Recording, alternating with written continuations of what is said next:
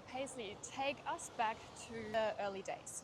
Before becoming a well-being facilitator, before Healthy Mind Menu, Okay. how did life look like for you back then? Well, I guess if we were going back to the beginning, Yeah. it's probably my early uni days when I was studying. At that time, I was actually working in hospitality. I was working at Clancy's in City Beach on the cafe side. So I've always been close to the beach. Yeah. And I just loved the sense of community that was available in hospitality. So I loved getting up early, 5:30, 6 a.m. start at the beach cafe, all the regulars. It was just like being paid to socialise is Yeah. what I felt it was. And at that time, I met a lot of interesting people who were obviously lifestyle people, because who else is getting up at 6, 7, 8 a.m.? It's people who want to get out and about and into the world. Yeah. And I started socialising a lot with the customers, and then before I knew it, I left hospitality and had started a business without realising it. And that business was sort of consulting with the customers about well-being and social media, which was just the conversations that I was interested in, the kind of conversations we were having. Yeah. So at that stage, I mean, I was in my early 20s, would have been 21, about that. Yeah. And I started doing a lot of social media marketing and digital strategy because it was all new back then. Yeah. So running lots of different social media accounts, and I just focused on well-being. So like yoga studios, Pilates, essential oils, Yeah. other supplements, Yeah. nutritionists, like anyone who was in that field, I would consult with, work with, and help them build their personal brand. So that was really fun. And at the same time, sort of, I guess, building my own personal brand around that. People started to know me as someone in the space doing personal brand work, marketing, Yeah. and well-being. Yeah. Way, way, way back, even when I was like a kid, I was interested in meditation. Yeah. It's just always been there for me from 5, 6, 7. Yeah. I think I got my first set of tarot cards when I was 7 years old, Oh. and would sit out the front of our house, pulling tarot for people. So the spiritual side was always there. Yeah. Wow. And so when I was at the cafe, Yeah. there were a few people who came in and were like, you should come and meet this woman. I feel like you'd love her. She studies meditation and energy medicine, and I think you'd have the best conversations. And this message came through like 10 people at the cafe. Anyway, I was like, nah, I'm all good. I meditate. I got my own thing going on. Yeah. Like, I'm all right. Yeah. Anyway, one of my friends at the cafe said, you should come to dinner with me. Come meet my family. I feel like you will love them. So I went to dinner, and it happened to be the woman everyone was recommending, which was Melanie Ryan from the Institute of Applied Consciousness, who is a 4th generation energy worker. Yeah. She teaches Mahat meditation, ITA energy medicine. And so about age 22, I went much deeper into that practice. Yeah. I started studying with her. I still study with her. As we were talking about, I just got back from Denmark on a 5-day retreat down there meditating. She was there? Yeah, she was there. So that sort of took me much deeper into that practice and into that world of meditation. And from there, I started to develop more of the facilitation side of things. So facilitating meditation workshops, classes, Yeah. and then talking on the topic, only because, well, I'm 33 now, so I've had, a decade plus my childhood experiences Yeah. facilitating mental health, well-being, meditation, Yeah. mindfulness, and how they intersect. University, I still studied philosophy. So Yeah. I did my undergrad in arts communications, philosophy, psychology, and communications. So I did an arts degree. And the philosophy did cover a lot of those topics. Yeah. I mean, you're asking big questions. I mean, I think one of our first essays is like, what is the meaning of life? So for me, I was like, yes, this is what I want to explore. So it's like, I want to go deep into the research and hear what other people have thought about these big life questions. Amazing. And what's a life worth living, and how should we be living, and what is this life made up of? So the philosophy was there as well. Yeah. And I guess what I loved about what Melanie had to offer was that it was like a systematic approach. So I could, add a bit of a framework to my thinking and consolidate, which is sort of what I think I've done over this last decade. Yeah.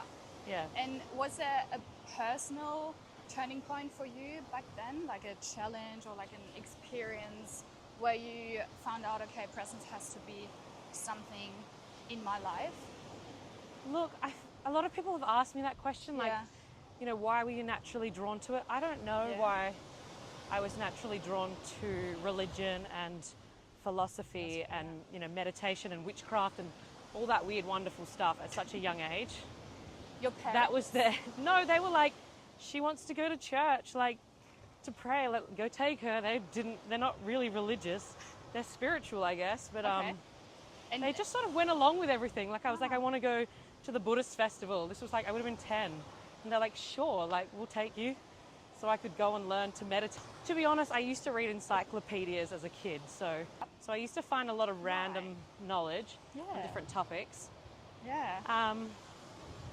But yeah, I guess, like, I don't know why that behavior was there instinctively. Yeah. But then when I was 15 or so, my eldest brother, who's now passed away in 2018, tragically from suicide.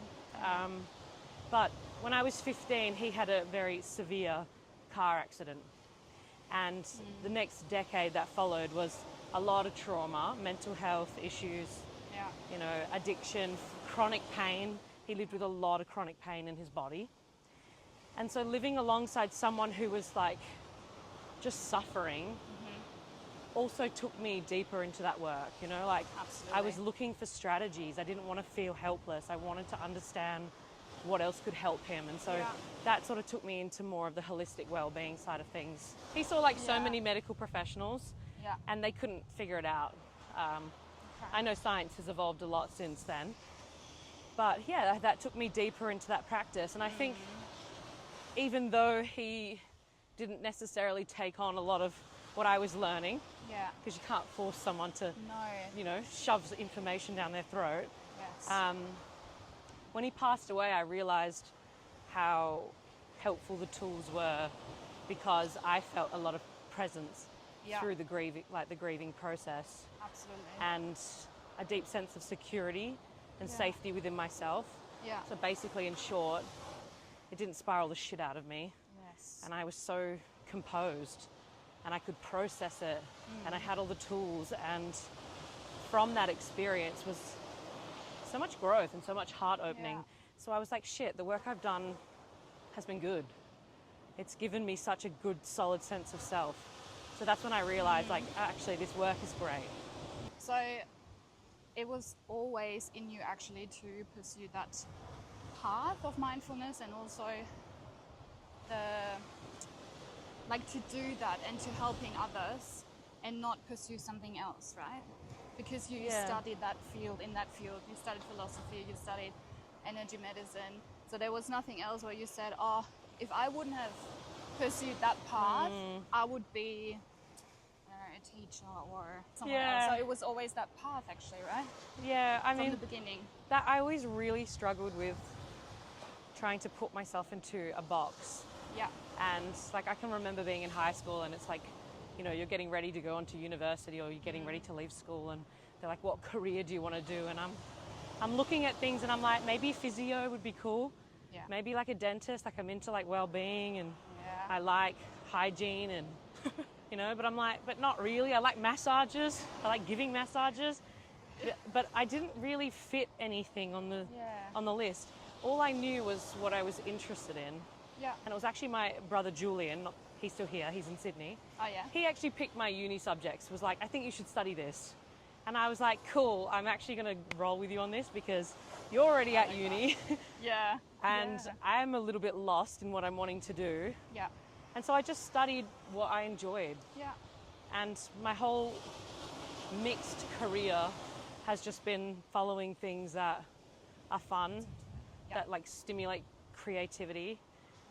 So it hasn't been a very linear path. It's but it's been good. Whatever you feel like, whatever feels good for you. Yeah. Pretty much, and just trusting like those opportunities when they come in. Absolutely. That they're either a yes, they're a no, and when they organically finish, I'm like, yeah, I'm finished with that. Yeah.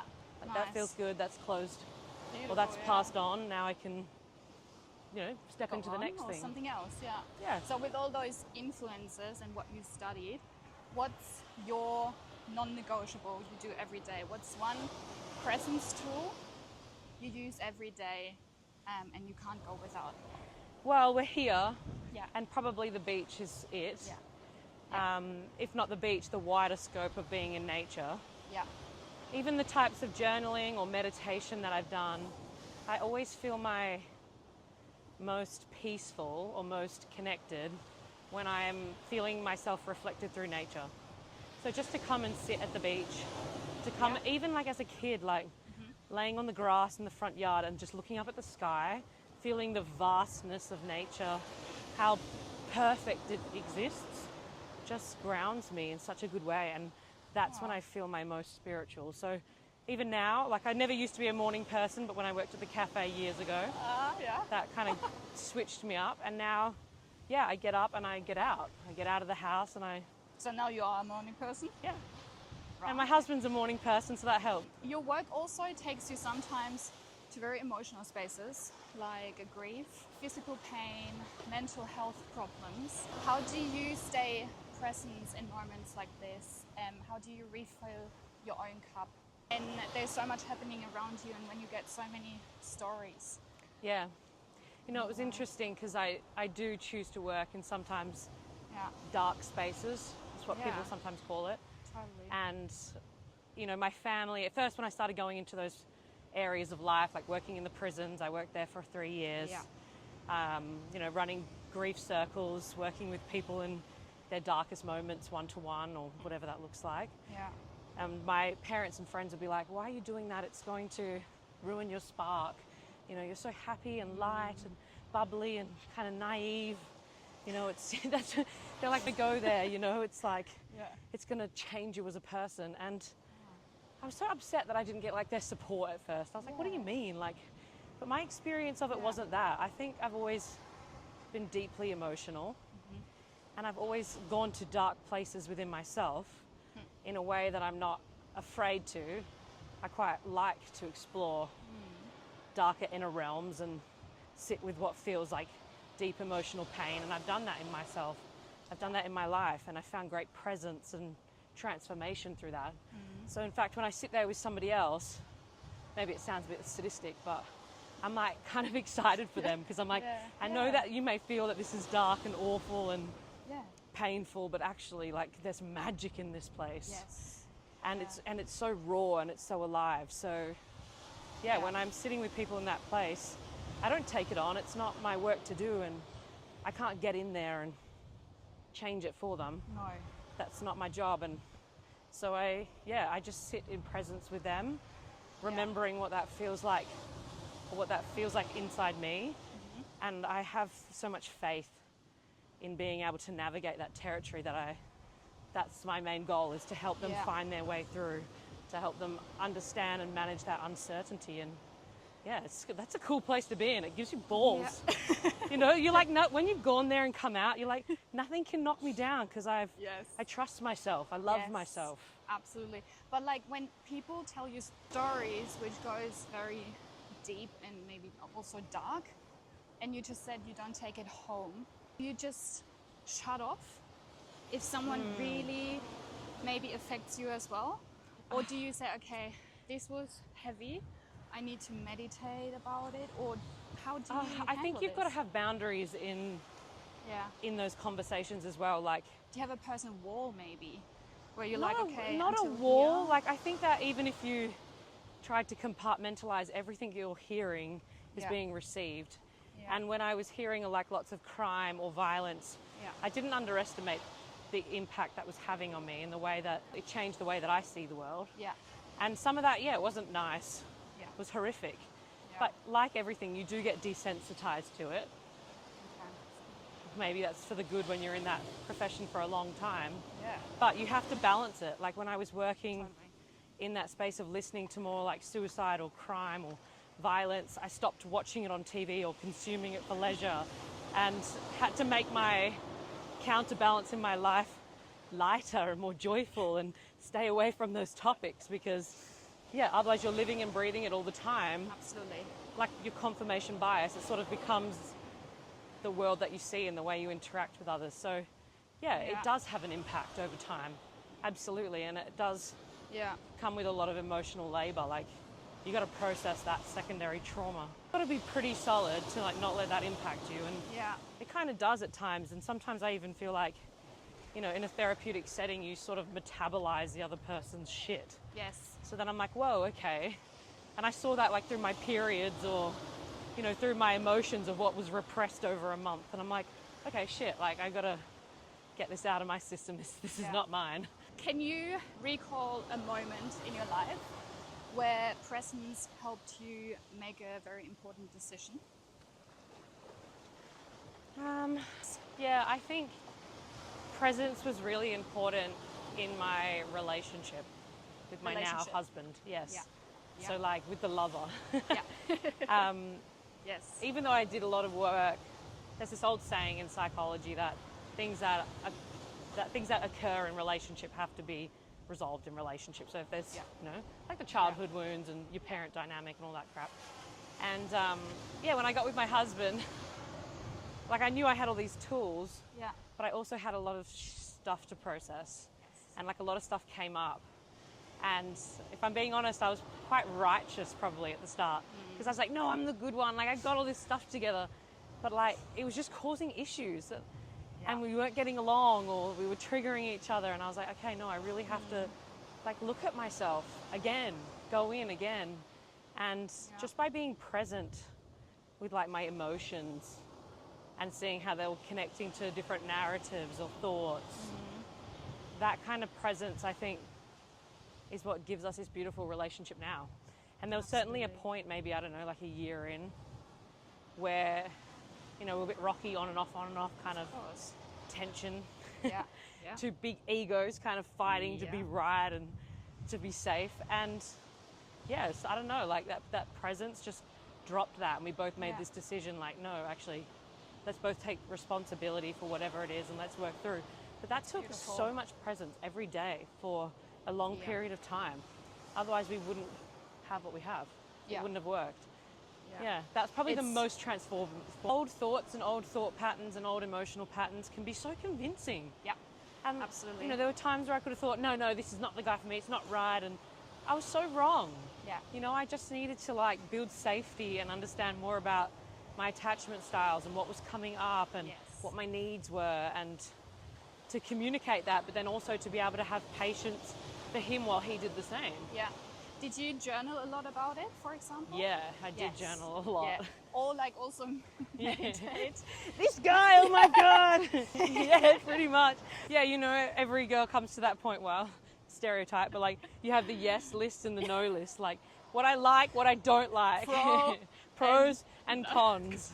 But I learned how to transform that list, you know, into an acceptance list. But, that's great. That's beautiful. So you would say that presence in general gives people an advantage in life, in relationships, what you just said, but also in business.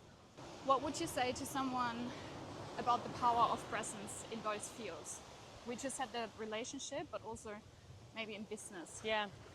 Well, I think presence, if you're truly present with yourself in the moment, you can separate from yourself and you can see who you are here now, which is kind of void, which is just like a choice of who you want to be, whilst also being able to see your past influences.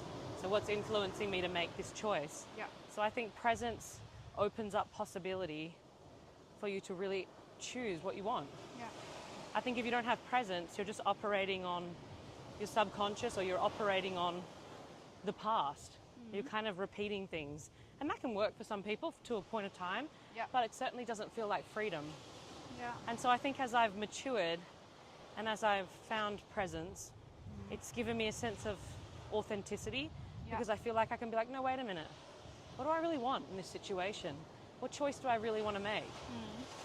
And I'm not really afraid of how that might feel, like if it's hurting, or like, I don't know, if somebody's pissed off with me, or they're like, that decision, like it doesn't, I'm like, no, that's what's true for me right now. Like I've really got to honor that. And so it's given me courage. It's helped me step into leadership. It's helped me cut the crap and the drama out of things. Where I'm like, no, there's actually no drama here.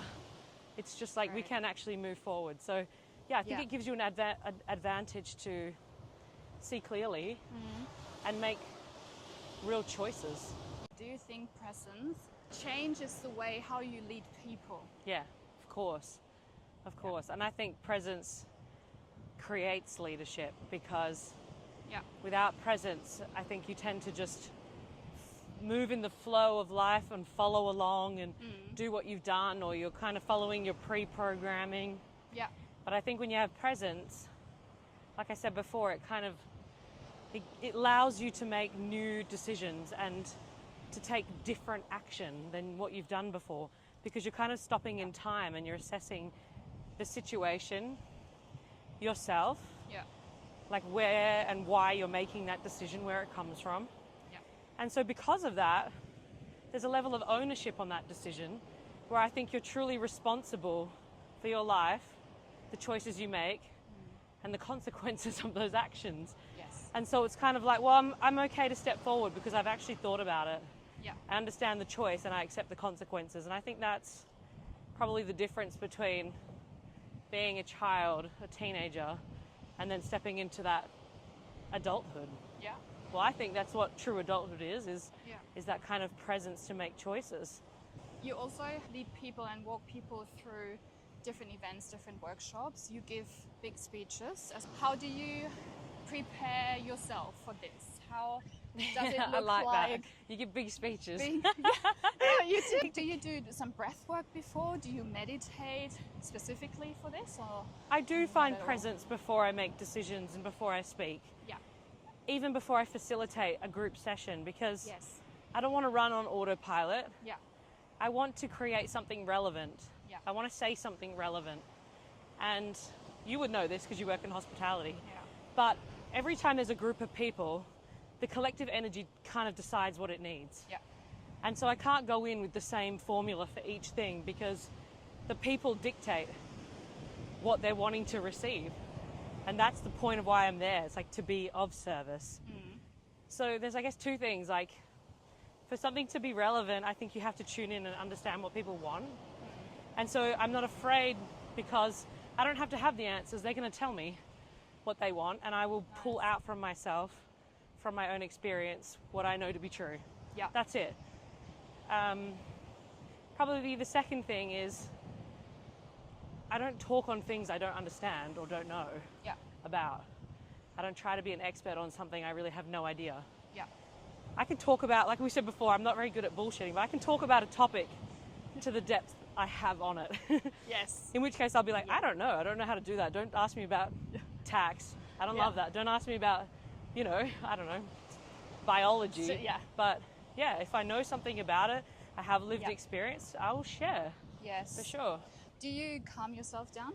It depends on how new the setting is. Yeah. If it's something I haven't spoken on, or it's a place I haven't been, or it's a crowd I don't know. Yeah. Like the other day I was doing a presentation on mental health and the importance of mental health and well-being to a group of like 35 men, probably average age 60, white Caucasian. And I was like, holy shit, this is going to be a tough sell. But actually, again, I just sort of did the facilitation technique where I'm like, okay, I'm going to share some information, and I want to find out what you want and what's relevant for you, and then let's make it applicable. So yeah, I was nervous, and I think probably the key is to breathe, regulate the body, but also you can talk to your body. Like I will talk to my mind and talk to my body and be like, I'm safe. There's no consequence. I'm going to be okay. Things usually work out. If it feels nervous now, and it will pass, and it won't exist. Yeah. Kind of little affirmations. Pretty much. Yeah, affirmation / breath work. Yeah. Also, like, it's not just about me. Like, Yeah. there's so many other people in this room. I'm not that important, Absolutely. So just kind of take the light off myself and remember I'm here in the room for others. Yeah. Shine the light on other people. Like, that doesn't feel so daunting. I think I like to find the most engaged person in the crowd. Like, if there's someone in the crowd who looks happy and like validating, or like happy that I'm there and positive towards me, I'm going to focus on you because you're making me feel good. Do you think also that presence is going to be the new measure of success? Doesn't matter which success. I think it always was, probably. I think when you see someone doing something different or creating their own life that doesn't look like it's from a book, I think it's presence, because you have to take risks, you have to think for yourself. People don't always agree, people won't always follow you. Yeah. So you have to be willing to stand on your own and back yourself, and that, I think it forces you into presence. Yeah. Without the tools and techniques of understanding how to regulate yourself and about how to work with your thoughts if they're negative or spiraling or really intense, I think when you're forced to face yourself, presence is terrifying. So I think so many people avoid presence by just constantly distracting, constantly consuming information or music or whatever it is, drugs, whatever, because that presence is so threatening. Yeah. But I think if you can stay with it and you have someone to guide you, or you have the tools, meditation, journaling, ice baths, whatever is your technique, like, you'll come to love it. Absolutely. And you have that relationship with yourself forever. You've helped countless people reconnect with their purpose and their well-being. What's the biggest transformation you've witnessed within yourself or even in someone you've worked with that made presence possible? Oh, you know, like, it's interesting because my brother passed by suicide. Yeah. And even in his passing, like, I found a level of acceptance because I kind of understood that within myself. Not that I thought I was going to suicide, but there was definitely very dark moments that I'd had, like a lot of emotional pain, where I understood how someone gets to that point. And there were certain clients that I worked with who were suicidal. And I worked with them for a long period of time. Thinking of one young guy in particular I worked with for probably 2 years, maybe longer. And he's thriving and he loves life. And just kind of going on that journey and helping someone notice the difference between emotional pain or suffering and seeing that you know, we often think with suicide, I want to die. But actually, I just don't want to suffer. And helping people find strategies to no longer suffer or to transform their understanding of suffering. Yeah, that's been incredible. It's been so incredible, and it's been quite a healing process for me. So I think presence with your own pain, presence to your own suffering is transformative, or maybe even like transcendent. I guess like the only thing I would probably add is if somebody who is listening to this is suffering or not in a great place, it takes time, and like it does require lots of self-compassion. A lot of clients that I've worked with, and even for myself as my very first client, you know, there's this feeling of like, oh, when I do this or I get that thing, I'll be better, or I'll do this counseling and I'll be good in 12 weeks. Like, all of those changes and that self-development reflects these bigger lifestyle changes, and it just takes time. So like, don't give up, really build a support network, at least have, you know, a couple of people who you can be honest about those heavy feelings and not hide them away. That will create so much change. Guided or non-guided meditation? Non-guided meditation, just because there's enough going on. I think with non-guided, and if you can have non-guided meditation with curiosity, you will learn so much about the way that you think, feel, connect to the environment. It just opens up the experience. Spontaneity or ritual? Ritual. I'd like to say like, be spontaneous, but no, I am such a creature of habit. I love to do the same things over and over. Ritual, repetition is good. Yeah. Recharging by yourself or social surroundings? Both. Can I say that? Of course you can. Yeah, they come at different times and they serve different purposes. Sunrise or sunset swim?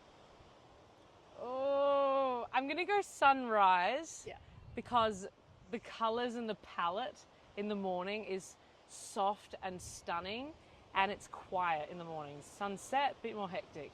Boy or girl? For your kid, of course. It's a girl. I was like, wait a minute, are you asking about the baby? Yeah, it's a girl.